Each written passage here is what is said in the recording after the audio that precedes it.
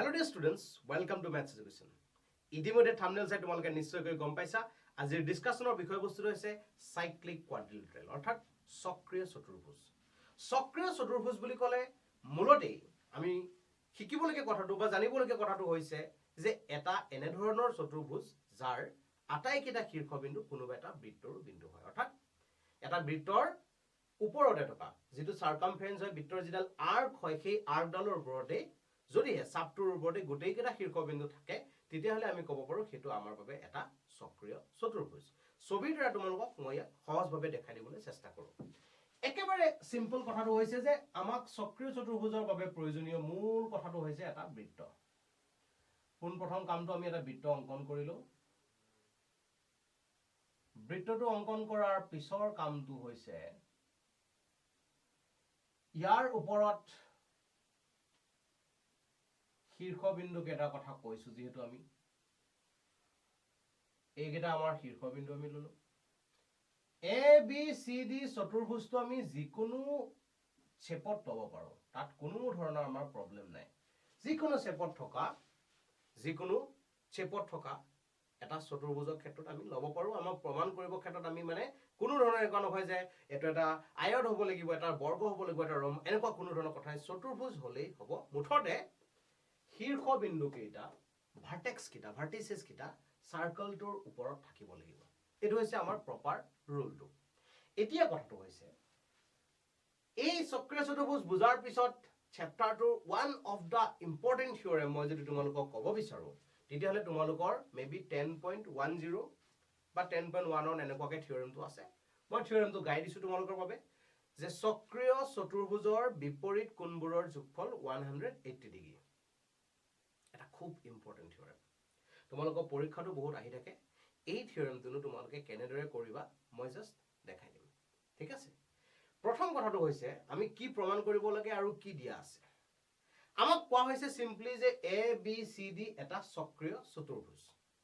চক্ৰীয় চতুৰ্ভুজ বুলি কৈছে তাৰ বাৰে আমাক ইনফৰমেশন একো দিয়া নাই। আমাক প্ৰমাণ কৰিব দিছে বিপৰীত কোণৰ যোগফল 180 ডিগ্ৰী অৰ্থাৎ angle A plus angle C 180 degree দেখাব লাগে বা angle B plus angle D 180 degree দেখাব। ইয়াত মই বা বুলি এটো কাৰণে কৈছো কাৰণ চতুৰ্ভুজ এটাৰ গোটেইকেইটা কোণৰ যোগফল 360 ডিগ্ৰী হ'বই। তাৰ এটা পেয়াৰ যদি আমি 180 ডিগ্ৰী বুলি কৈ দিব পাৰো তেতিয়াহলে আনটো পেয়াৰ অবভিয়াসলি আমাৰ বাবে 180 ডিগ্ৰী হয়। গতিকে এটা দেখালে আনটো আমি ডাইৰেক্টলি ক'ব পাৰো। এতিয়া একেবাৰে প্ৰথম কথাটো বিশেষ সূত্ৰ আমি লিখিব লাগে। তোমালোকে জানা বিশেষ সূত্ৰত কোনবোৰ কথা দিয়া থাকিব কি কথা লিখিব লাগিব। বিশেষ সূত্ৰত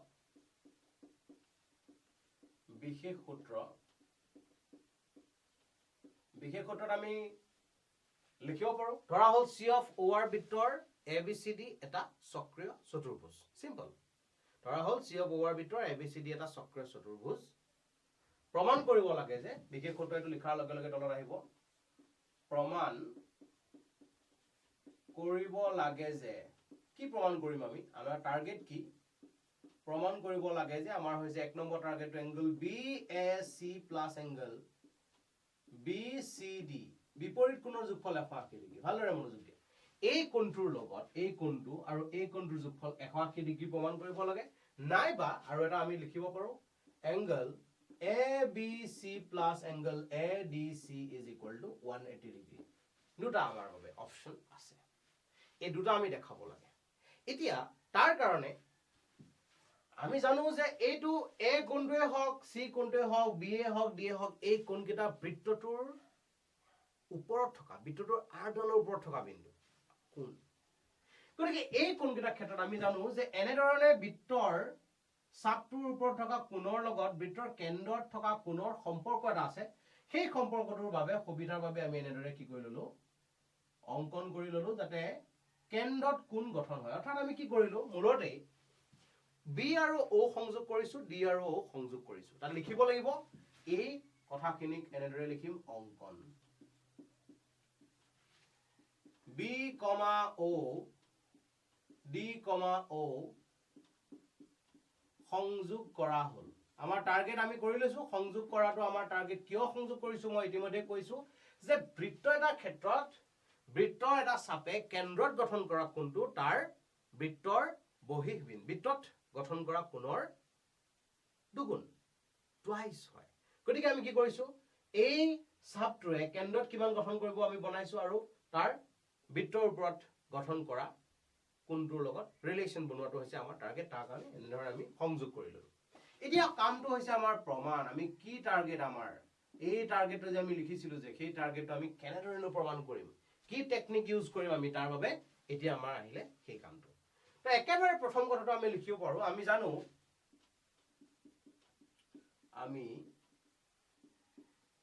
জানো যে বৃত্তৰ চাপে এই কথাটো খুব ইম্পৰ্টেন্ট বৃত্তৰ চাপে কেন্দ্ৰত গঠন কৰা কোণ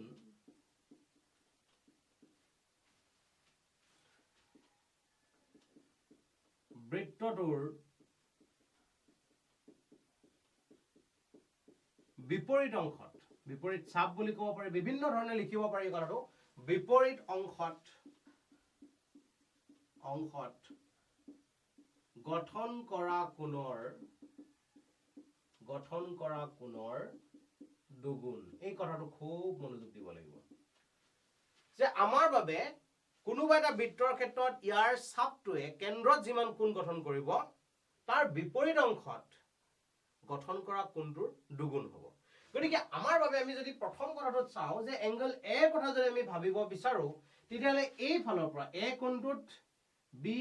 এ ডি যে এই কোণটো যে গঠন কৰিছে কোনে গঠন কৰিছে একচুয়ালি এই চাপটোৱে মই এইটো এনেদৰে বাহিৰে মই মাৰ্ক কৰি দেখাইছো এই চাপটো দিছেনে অৰ্থাৎ আমি ক'ব পাৰো এই যে বি সি ডি বুলি যে চাপটো যে আমি কালাৰ কৰি দিলো সেই চাপটো কথা কৈছো বি সি ডি চাপটোৱে কেন্দ্ৰত গঠন কৰিছে এংগল বি অ ডি আৰু বিপৰীত অংশত গঠন কৰিছে বি এ ডি গতিকে আমি ক'ব পাৰো angle B O D is equal to twice angle B A D কিয় ক'ৰ পৰা পালো এইটো বি সি ডিৰ বাবে এই যে ওপৰত চিনটো যে দিছো বেকাকৈ সেইটো বুজাই আছে চাপ বি সি ডি এটা চাপ বুজাই আছে আৰু তাক এনেদৰে চাপ বুলি নিলিখি এনেদৰে ম্যাথমেটিক্যালি লিখিলেও তোমালোকৰ বাবে হ'ব এটা আমি ইকুৱেশ্যন নম্বৰ 1 পালো একেদৰে আমি এংগল সি কথা যদি ভাবিব বিচাৰো তেতিয়াহলে এই ফলৰ চাপটো এই নন কালাৰ পৰ্চনটো ভালদৰে চাই ফেলে মই কালাৰ কৰি দিছিলো কালাৰ নকৰাকৈ ৰাখি থোৱা পৰ্চনটো অৰ্থাৎ বি এ ডিৰ বাবে কেন্দ্ৰত গঠন কৰা কোণটো এই কোণটো হয়তো কোণৰ লগত ৰিলেশ্যন এইটো কোণ এইটোৰ লগত ৰিলেশ্যন আছে এতিয়া এইবাৰৰ ক্ষেত্ৰত চোৱা অলপ আগতে আমি বি অ ডি বুলি নাম দিছো ইয়াত বি অ ডি এতিয়াও দেখিছো আমি এইটো বি অ ডি কিন্তু ইয়াতে এটা কথা কি হ'ল যে আমাৰ এই কোণটো গঠন কৰোতে ভালদৰে যদি আমি চাও কোণটো কোনফালে গঠন হৈছে এই কোণটোৰ মান more than 180 ডিগ্ৰী অৰ্থাৎ 180 ডিগ্ৰীতকৈ বেছি হৈ গ'ল যেতিয়া 180 ডিগ্ৰীতকৈ বেছি হ'ব তেতিয়া আমি লিখিব লাগিব প্ৰত্যাৱৰ্তী মনত আছে নে তোমালোকৰ প্ৰত্যাৱৰ্তী আৰু লিখিম এনে আৰু প্ৰত্যাৱৰ্তী angle BOD equal to twice BCD ইয়াৰ বাবে আমাৰ কোণটো কিমান কোনে চাপটো গঠন কৰিছে BAD ৰ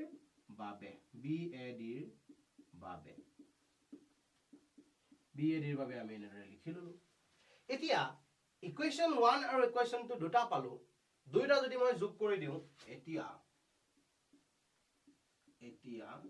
1 plus 2 implies that মই লিখিছো ইয়াতে BOD plus প্ৰত্যাৱৰ্তী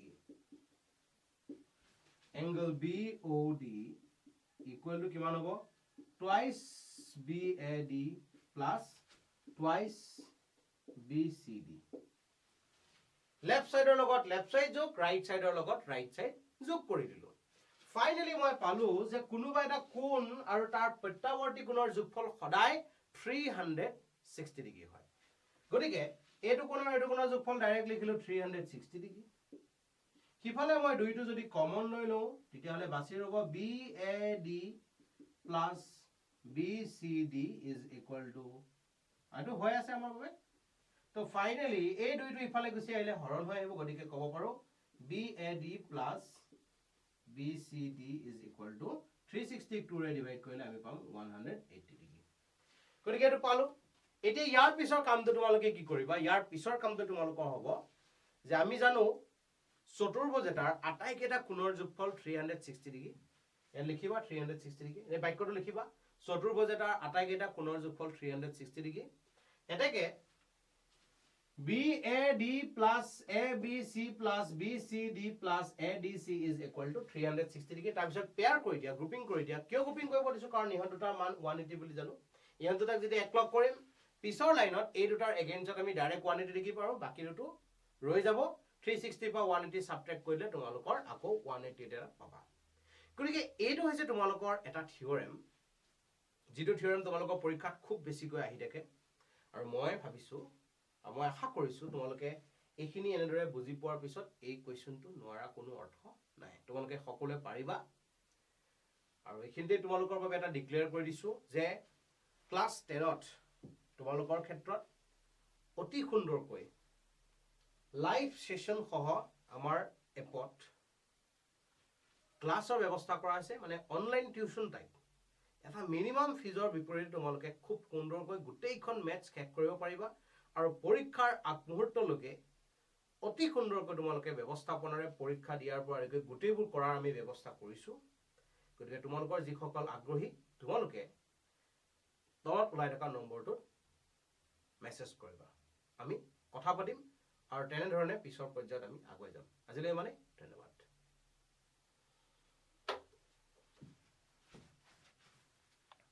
Dear students, welcome to Maths Education. ইতিমধ্যে থাম্বনেল চাই তোমালোকে নিশ্চয়কৈ গম পাইছা আজিৰ ডিসকাশনৰ বিষয়বস্তুটো হৈছে সাইক্লিক কোয়াড্ৰিলেটাৰেল অৰ্থাৎ চক্ৰীয় চতুৰ্ভুজ বুলি ক'লে মূলতে আমি শিকিবলগীয়া কথাটো বা জানিবলগীয়া কথাটো হৈছে যে এটা এনে ধৰণৰ চতুৰ্ভুজ যাৰ আটাইকেইটা শীৰ্ষবিন্দু কোনোবা এটা বৃত্তৰ বিন্দু হয় অৰ্থাৎ এটা বৃত্তৰ ওপৰতে থকা যেটো সাৰ্কামফাৰেন্স হয় বৃত্তৰ যিডাল আৰ্ক হয় সেই আৰ্কডালৰ ওপৰতে যদিহে চাপটোৰ ওপৰতে গোটেইকেইটা শীৰ্ষবিন্দু থাকে তেতিয়াহলে আমি ক'ব পাৰো হেতু আমাৰ বাবে এটা চক্ৰীয় চতুৰ্ভুজ ছবিৰ দ্বাৰা তোমালোকক মই সহজভাৱে দেখাই দিবলৈ চেষ্টা কৰো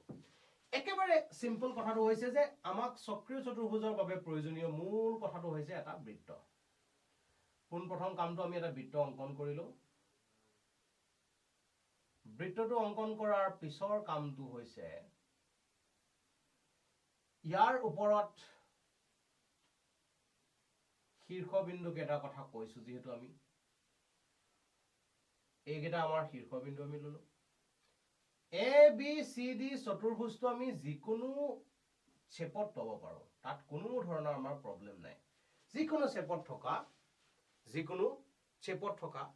এটা চতুৰ্ভুজৰ ক্ষেত্ৰত আমি লব পাৰো আমাৰ প্ৰমাণ কৰিব ক্ষেত্ৰত আমি মানে কোনো ধৰণৰ একো নহয় যে এটো এটা আয়ত হ'ব লাগিব এটা বৰ্গ হ'ব লাগিব এটা ৰম এনেকুৱা কোনো ধৰণৰ কথা চতুৰ্ভুজ হলেই হ'ব মুঠতে শীৰ্ষবিন্দু কেইটা ভাৰ্টিসেছ কেইটা সাৰ্কেলটোৰ ওপৰত থাকিব লাগিব এটো হৈছে আমাৰ প্ৰপাৰ ৰুলটো এতিয়া কথাটো হৈছে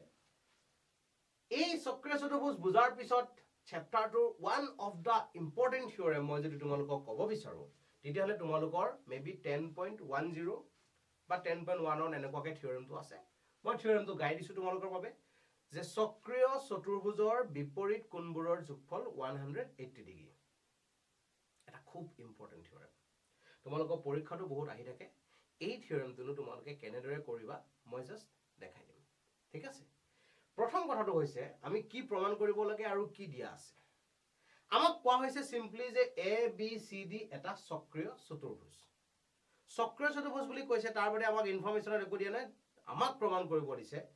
বিপৰীত কোণৰ যোগফল 180 ডিগ্ৰী অৰ্থাৎ angle A plus angle C 180 degree দেখাব লাগে বা angle B plus angle D 180 degree দেখাব ইয়াত মই বা বুলি এটো কাৰণে কৈছো কাৰণ চতুৰ্ভুজ এটাৰ গোটেইকেইটা কোণৰ যোগফল 360 ডিগ্ৰী হ'বই তাৰ এটা পেয়াৰ যদি আমি 180 ডিগ্ৰী বুলি কৈ দিব পাৰো তেতিয়াহলে আনটো পেয়াৰ অবিয়াসলি আমাৰ বাবে 180 ডিগ্ৰী হয় গতিকে এটা দেখালে আনটো আমি ডাইৰেক্টলি ক'ব পাৰো এতিয়া একেবাৰে প্ৰথম কথাটো বিশেষ সূত্ৰ আমি লিখিব লাগে তোমালোকে জানা বিশেষ সূত্ৰত কোনবোৰ কথা দিয়া থাকিব কি কথা লিখিব লাগিব বিশেষ সূত্ৰত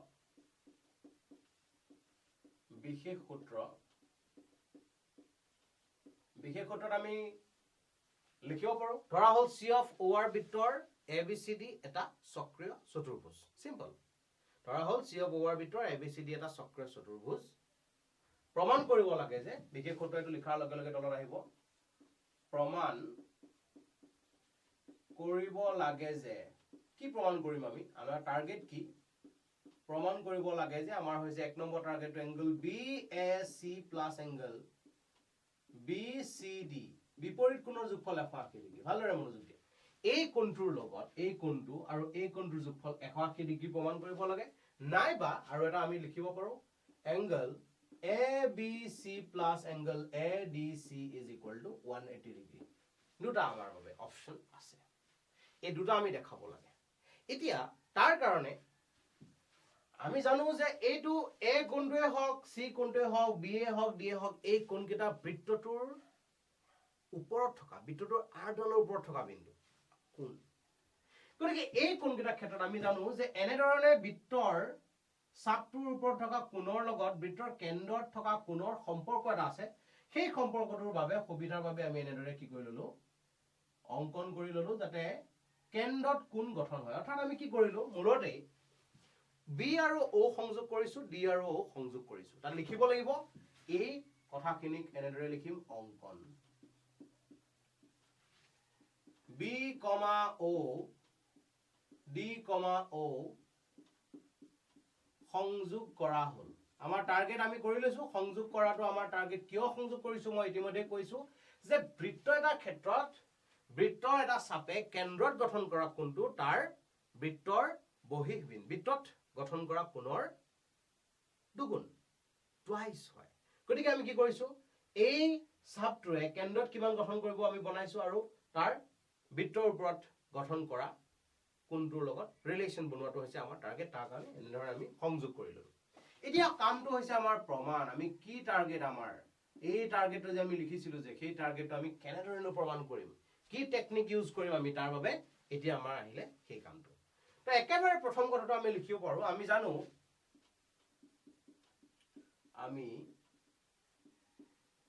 জানো যে বৃত্তৰ চাপে এই কথাটো খুব ইম্পৰ্টেন্ট বৃত্তৰ চাপে কেন্দ্ৰত গঠন কৰা কোণ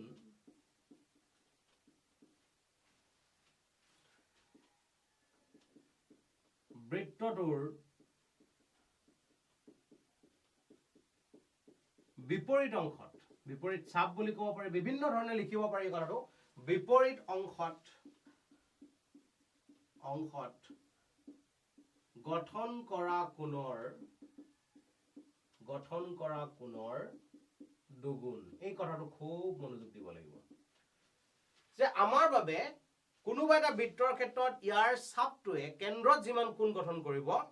তাৰ বিপৰীত অংশত গঠন কৰা কোণটোৰ দুগুণ হ'ব গতিকে আমাৰ বাবে আমি যদি প্ৰথম কথাটোত চাও যে এংগল A কথা যদি আমি ভাবিব বিচাৰো তেতিয়ালে এই ফালৰ পৰা A কোণটোত BAD যে এই কোণটো যে গঠন কৰিছে কোনে গঠন কৰিছে একচুয়ালি এই চাপটো মই এটো নেনেৰে বাহিয়া মই মাৰ্ক কৰি দেখাইছো এই চাপটো দিছেনে অৰ্থাৎ আমি ক'ব পাৰো এই যে BCD বুলি যে চাপটো যে আমি কালাৰ কৰি দিলো সেই চাপটো কথা কৈছো BCD চাপটোৱে কেন্দ্ৰত গঠন কৰিছে এংগল BOD আৰু বিপৰীত অংশত গঠন কৰিছে BAD গতিকে আমি ক'ব পাৰো angle BOD is equal to twice angle BAD কিয় কোৰ পৰা পালো এটো BCD ৰ বাবে এই যে ওপৰত চিনটো যে দিছো বেকা কই কেটো বুজাই আছে চাপ BCD এটা চাপ বুজাই আছে আৰু তাক এনেদৰে চাপ বুলি নিলিখি এনেদৰে ম্যাথমেটিক্যালি লিখিলেও তোমালোকৰ বাবে হ'ব এটা আমি ইকুৱেশ্যন নম্বৰ 1 পালো একেদৰে আমি এংগল C কথা যদি ভাবিব বিচাৰো তেতিয়ালে এই ফলৰ চাপটো এই নন কালাৰ পৰ্চনটো ভালদৰে চাই ফলে মই কালাৰ কৰি দিছিলো কালাৰ নকৰাকে ৰাখি দাও পৰ্চনটো অৰ্থাৎ BAD ৰ বাবে কেন্দ্ৰত গঠন কৰা কোণটো এই কোণটো হয়টো কোণৰ লগত ৰিলেচন এইটো কোণ এটোৰ লগত ৰিলেচন আছে ইতে এইবাৰৰ ক্ষেত্ৰত সোৱা অলপ আগতে আমি BOD বুলি নাম দিছো ইয়াত BOD এতিয়াও দেখিছো আমি এটো BOD কিন্তু ইয়াতে এটা কথা কি হল যে আমাৰ এই কোণটো গঠন কৰোতে ভালদৰে যদি আমি চাও কোণটো কোনফালে গঠন হৈছে এই কোণটোৰ মান more than 180 ডিগ্ৰী অৰ্থাৎ 180 ডিগ্ৰীতকৈ বেছি হৈ গল যেতিয়া 180 ডিগ্ৰীতকৈ বেছি হ'ব তেতিয়া আমি লিখিব লাগিব প্ৰত্যাৱৰ্তী মনত আছে নে তোমালোকৰ প্ৰত্যাৱৰ্তী আৰু লিখিম এনে আৰু প্ৰত্যাৱৰ্তী angle BOD equal to twice BCD ইয়াৰ বাবে আমাৰ কোণটো কিমান কোনে চাপটো গঠন কৰিছে BAD ৰ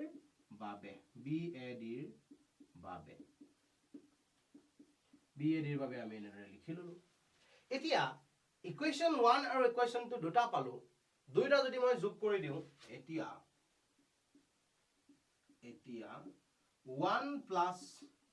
2 implies that মই লিখিছো ইয়াতে BOD plus প্ৰত্যাৱৰ্তী angle BOD equal to কিমান হ'ব twice BAD plus twice BCD left side লগত left side যোগ right side লগত right side যোগ কৰি দিলো ফাইনালি মই পালো যে কোনোবা এটা কোণ আৰু তাৰ প্ৰত্যাৱৰ্তী কোণৰ যোগফল সদায় 360 ডিগ্ৰী হয় গতিকে এইটো কোণৰ যোগফল ডাইৰেক্ট লিখিলো 360 ডিগ্ৰী কিফালে মই দুইটো যদি কমন লৈ লও তেতিয়া হলে বাছি ৰব BAD plus BCD is equal to আইটো হৈ আছে আমাৰ বাবে তো ফাইনালি এই দুইটো ইফালে গুছি আইলে হৰণ হৈ আহিব গতিকে ক'ব পাৰো BAD plus BCD is equal to 362 ৰে ডিভাইড কৰিলে আমি পাম 180 ডিগ্ৰী গতিকে এটো পালো এতিয়া ইয়াৰ পিছৰ কামটো তোমালোকে কি কৰিবা ইয়াৰ পিছৰ কামটো তোমালোকৰ হ'ব যে আমি জানো চতুৰ্ভুজ এটাৰ আটাইকেইটা কোণৰ যোগফল 360 ডিগ্ৰী এ লিখিবা 360 ডিগ্ৰী এই বাক্যটো লিখিবা চতুৰ্ভুজ এটাৰ আটাইকেইটা কোণৰ যোগফল 360 ডিগ্ৰী এটাকে BAD plus ABC plus BCD plus ADC is equal to 360 degree তাৰ পিছত পেয়াৰ কৰি দিয়া গ্ৰুপিং কৰি দিয়া কিয় গ্ৰুপিং কৰিব দিছো কাৰণ ইহত দুটাৰ মান 180 বুলি জানো ইহত দুটাক যদি একলগ কৰিম পিছৰ লাইনত এই দুটাৰ এগেইনস্টত আমি ডাইৰেক্ট 180 ডিগ্ৰী পাৰো বাকি দুটো ৰৈ যাব 360 পৰা 180 সাবট্ৰেক্ট কৰিলে তোমালোকৰ আকৌ 180 এটা পাবা গতিকে এইটো হৈছে তোমালোকৰ এটা থিওৰেম যিটো থিওৰেম তোমালোকৰ পৰীক্ষাত খুব বেছিকৈ আহি থাকে আৰু মই ভাবিছো মই আশা কৰিছো তোমালোকে এইখিনি এনেদৰে বুজি পোৱাৰ পিছত এই কোৱেশ্চনটো নোৱাৰা কোনো অৰ্থ নাই তোমালোকে সকলোৱে পাৰিবা